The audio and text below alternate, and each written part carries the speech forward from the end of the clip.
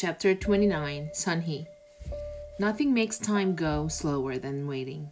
And we were waiting for so many things. Waiting for Uncle to come home, for the war to end, and now, worst of all, waiting to hear what would happen to Tail. The first few days were terrible.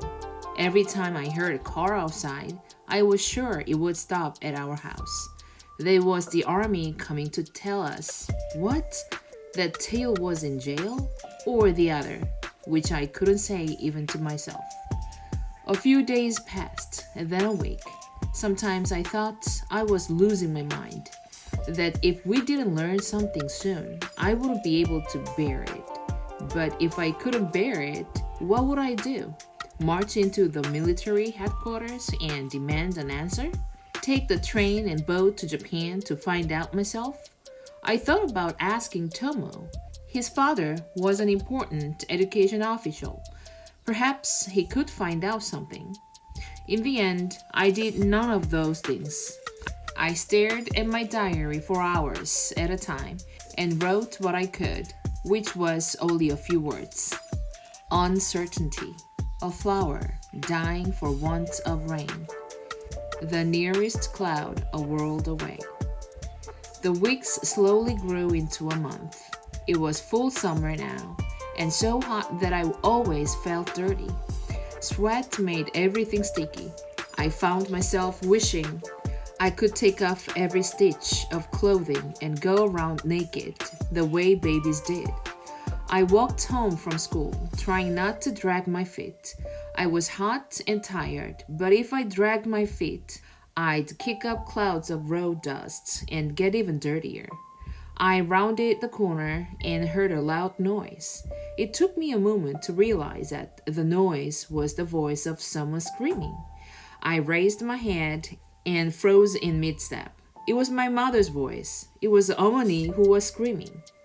I ran so fast that I nearly crashed into a soldier who was coming out of our gate.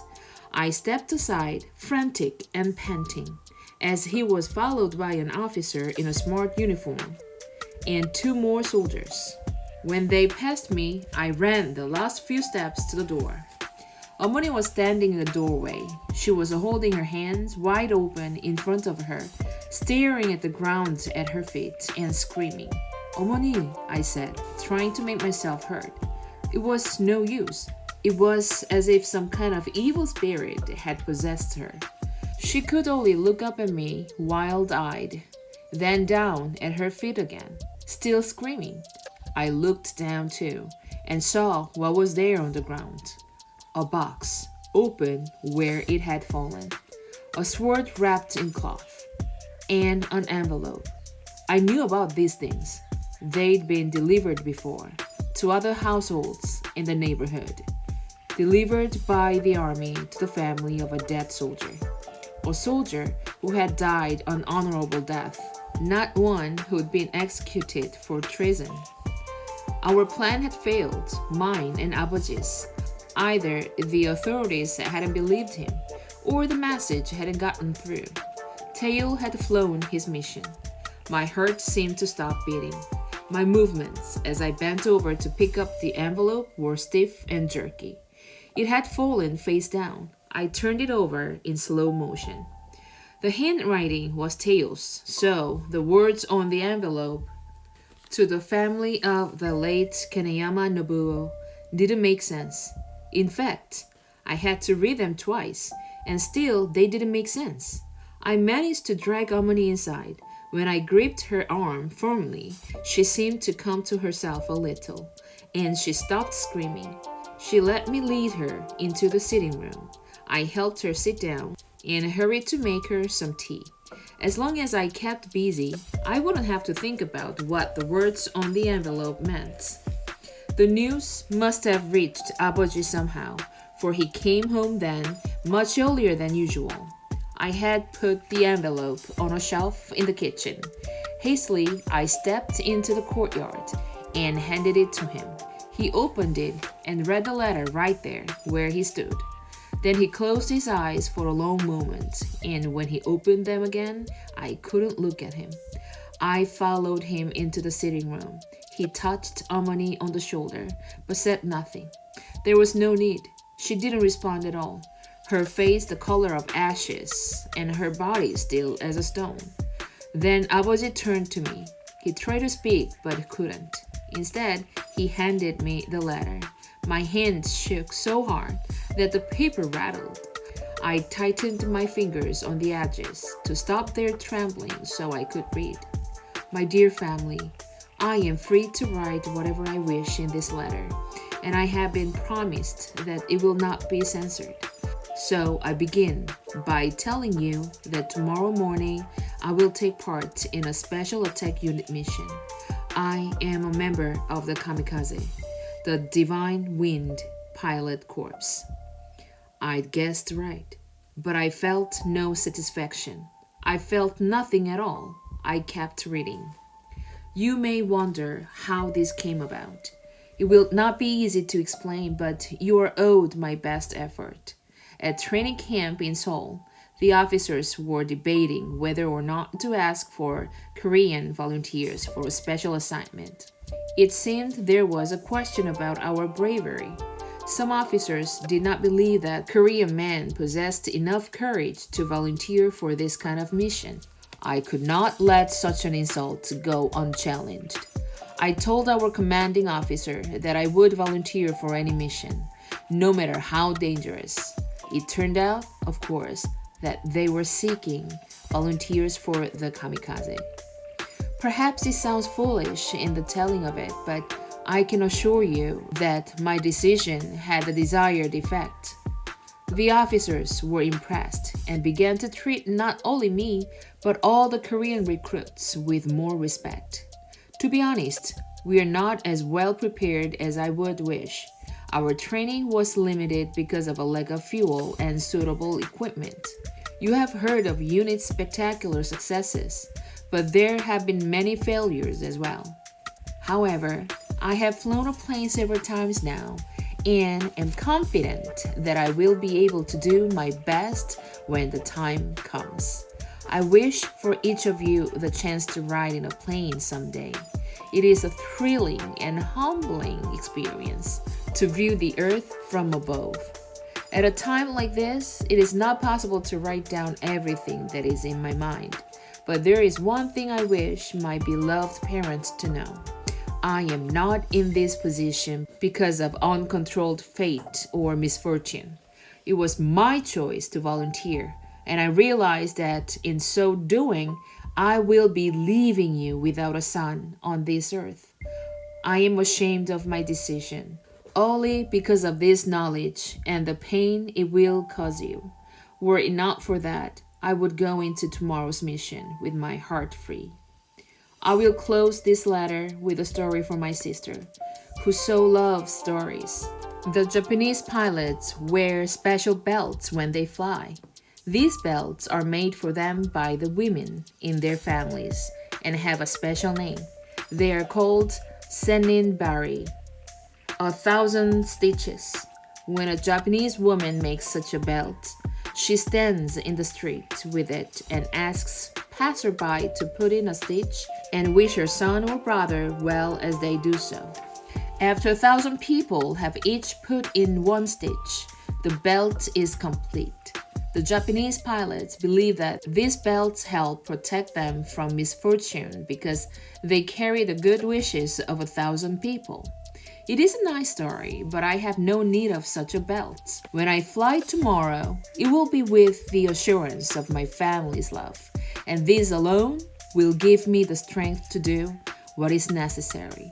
My last gift to you all is the knowledge that I have chosen the way of my death, which is something few of us are privileged to do. Your son and brother, Kim Tae-yeol. The letter was dated the 19th of June. That meant Tae-yeol had died on the 20th, almost 2 weeks ago. What had I been doing then? I refolded the letter automatically and put it back in the envelope as I tried to recall that day. I'd have been at school. Had it been sandbagging? Or bayonet practice? As long as I concentrated on trying to remember, I wouldn't have to think about Tae-yeol. We had no proper clothes for mourning, but the next day, Omoni was wearing a white mourning dress. I learned later that it belonged to Mrs. An. She had worn it in secret at the time of her mother's passing, and then kept it hidden from the Japanese. Omoni did not have to worry about this because the Japanese grudgingly respected those families who had lost someone to the war effort. She drifted about the rooms like a pale ghost. Our grief was too deep for tears. There wasn't even a body for us to grieve over. It was somewhere at the bottom of the sea. After we received that letter, the hours, the light and dark of day and night, drifted by without any meaning. I went about my chores, thinking only about what I was doing. This seemed the easiest way to get through the day, by talking to myself in my mind. Let's see, we need bowls now. 5 bowls, 1 for millet, 1 for beans, 3 eating bowls. Reach up to the shelf, get down the bowls. Oops, that's only 4. You need 1 more. I knew I was like a crazy person, talking to myself like that. I didn't care because most of the time it worked. It drowned out all thoughts of Teo. But the knowledge of his death was like a terrible beast that lurked in odd corners of the house. In a cupboard behind a door, I'd be going alone fine, and suddenly the fact would leap out at me, roaring, drowning out my own voice in my head. Your brother is dead, dead, dead. He will never come back. You will never talk to him or see him again as long as you live. And I'd stop moving and stand with my eyes squeezed shut, trembling, scarcely breathing. When the roaring stopped, I would open my eyes, dazed. Once somebody found me in the garden where I'd been hanging laundry. I'd frozen like that, a damp sheet in my hands, for so long that my fingers were wrinkled from the wetness. But one afternoon in the middle of August, I had to rouse myself from my dazed grief for a neighborhood accounting. I fetched Mrs. An and stood in line with her. I alone was representing my family. Abaji was at work and Amani was still in morning dress, which meant that she shouldn't be seen in public. I knew right away that something unusual was happening because the block leader didn't ask us to count off. He simply waited until enough people had gathered, then made his announcement, not in Japanese, in Korean. The war was over. The emperor had surrendered to the United States. Korea was free. There was a brief silence. Then someone shouted. Suddenly, everyone around me was shouting, throwing their arms in the air, hugging one another, laughing, crying. A man grabbed a megaphone and began singing in Korean. Most of the crowd joined in. People who had not been at the counting came out of their houses to find out what was going on and quickly joined the ruckus celebration. In the midst of that joyful commotion, I stayed quiet and felt my body begin to shake. My stomach heaved. I put my fist to my mouth and pressed hard. Less than 2 months, a war that had lasted for years, and Teo had died less than 2 months before it ended. I wanted to throw back my head and howl like an animal. Instead, my legs gave way and I sat down hard right there in the street. It was old Mrs. An who helped me to my feet and led me home.